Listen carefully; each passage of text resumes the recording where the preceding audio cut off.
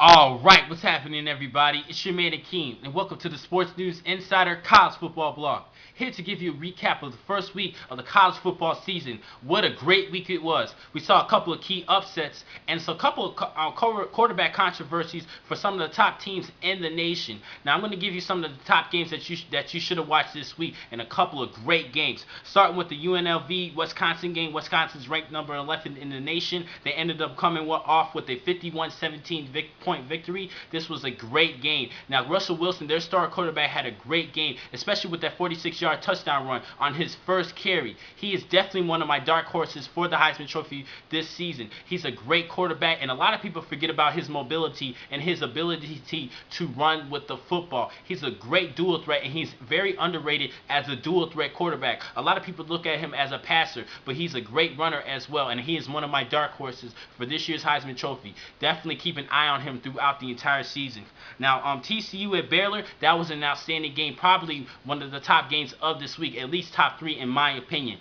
Baylor came off with the upset with the 50-48 victory. That was a great game in which TCU was behind for most of the game, but they ended up coming back and started barking their way back into the game. But Baylor quarterback Robert Griffin III, who I mentioned in my predictions video last week, I told you they had to definitely keep an eye on this quarterback. He passed for 359 yards and 5 touchdowns. He was the player of the game and pretty much the player of the week in college football. Impressive victory for the Baylor Bears, winning against a top 15 team in which they have not done in over 20 years. This was a great victory, and I'm proud for the Bears. Alabama had a good victory over Kent State, 48-7, in which the Alabama Crimson Tide defense pretty much led the way, but there's a little bit of a problem with their quarterback situation. As I mentioned earlier, quarterback controversies for some of the teams. Now, both quarterbacks, A.J. McCarron and Phillip Sims, both threw for a couple of interceptions each, and that's pretty bad. And they still haven't, the Alabama Crimson Tide coach,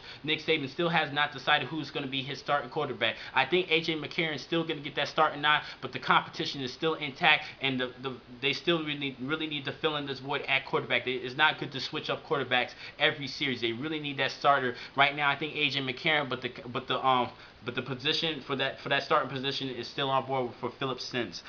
Another great game. Northwestern played at Boston College, in which they won 24-17. That was a great game. Stan Purser, their star quarterback, he did not play, but backup quarterback Kane Coulter had a great game. 147 yards passing, also rushing for 71 yards and a touchdown. Now, the problem with Boston College, they had a pretty good game offensively. Chase Reddick, their quarterback, had 375 yards passing and 1 interception, but he had no touchdowns. Also, running back Andre Williams, who was the backup for Montel Harris, he had over 100 yards rushing with 2 scores. And now they had a good offensive display, but the problem is that they could not finish their drives. After driving the ball down the field, they could not capitalize with points, with putting points on the board, and that was the reason why Boston College lost to Northwestern. But it was still a great game, though. Appalachian State played at number 13 Virginia Tech, in which Virginia Tech won 66-13. 60-point game, great victory against this FCS school. Now, last season they lost to James Madison, a fellow FCS school, and they decided not to have another back-to-back seasons losing to a lower division school. And 66 points, big time display. Look out for David Wilson. As I mentioned earlier, he rushed for over 100 yards. Minnesota played at number 25 USC. USC won 19-17. Close matchup, and it pretty much shows that USC still struggles against dual threat quarterbacks. Now, it wasn't really much that. They really couldn't get their offense together. They still needed to develop this running game. Mark Tyler was suspended for the first game due to team violations, in which he said some of the wrong things on the off field. That's why he was out for the first game. But they really need to develop that running game. But they still have a star playmaker and Robert Woods, their star receiver. He caught 17 passes this game, a USC record with 177 yards receiving. Great display. Matt Barkley is definitely having him as his top target, but they still need to get that running game together, and I think they will. They'll improve at that. BYU played at Ole Miss, in which they won 14-13. Close game. They ended up rallying in the fourth quarter, holding Ole Miss to just 13 points, and the defense actually ended up scoring a touchdown on a fumble return. So next week, BYU is going to be playing a tougher team in Texas Longhorns, and Jake Heaps needs to step it up this week in order for BYU to beat Texas. Tulsa played at number 1 Oklahoma. Oklahoma won 47-14 due to the efforts of Nanji Jones, their quarterback, and receiver Ryan Broyles, who had 158 yards receiving and a touchdown. He had a great game, 14 receptions. Also, Dominique Willie, the walk-in running back, he rushed for 131 yards and 4 touchdowns. Great game for him, and I think he's going to get that starting nod at the running back position. He pretty much came out of nowhere, in my opinion.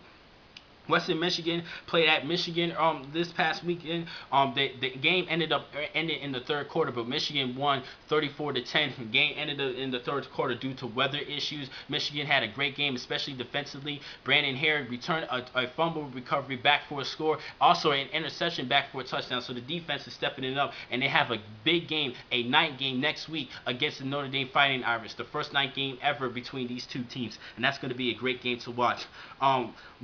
West Virginia beat Marshall 34-13. They had a great game starting off this season with a big victory. They're trying to stay undefeated for the entire season. Another upset this week, UCLA lost to Houston. That was a great game. Case Keenum ended up coming back with the 6-year eligibility. He's a great quarterback. He's going to break records this season. I expect him to. And look out for Houston. They might end up busting into the BCS Bowl bid. If they stay undefeated for the rest of the season, they might get a shot to play for a BCS Bowl game. But we will see. Another great game. Missouri ended up beating Miami of Ohio 17-6.